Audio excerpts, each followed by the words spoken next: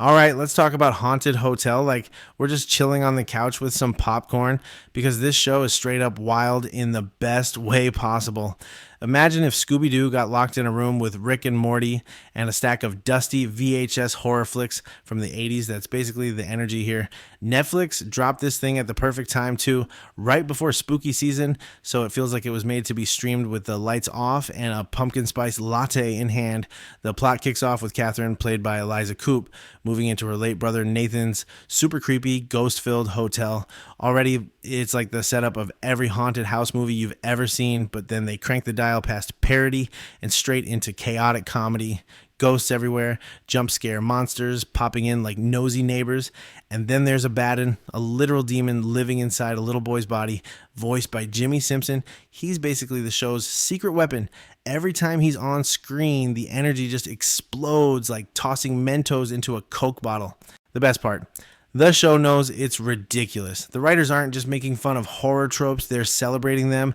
You've got Easter eggs everywhere, Jason style masks, nods to Invasion of the Body Snatchers, even cheeky references to old school ghost shows. It's like walking through a haunted house built by people who grew up obsessing over the genre.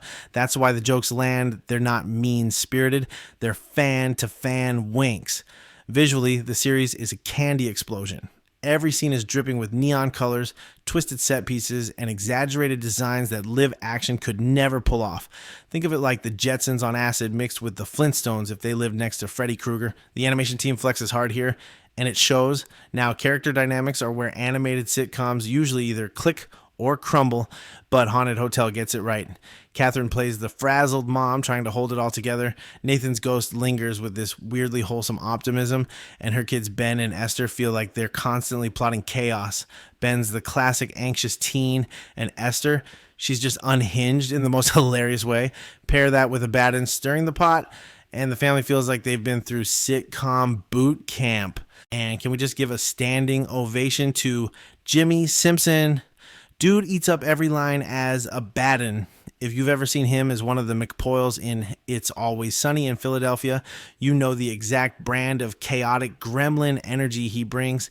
That same vibe is alive and thriving here, but sharper, funnier, and perfectly tuned for animation.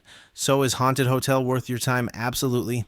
It's not trying to scare you, it's here to make you laugh, geek out over horror history, and maybe catch a few deep cut references that only real fans will spot. It's ambitious, over the top, and bursting with vibes that make it feel fresh in the Netflix lineup. If you're into horror comedy or just want something weird and colorful to binge this fall, this show is like checking into a haunted Airbnb. You know it's going to be a mess, but it's the kind of chaos you don't want to miss.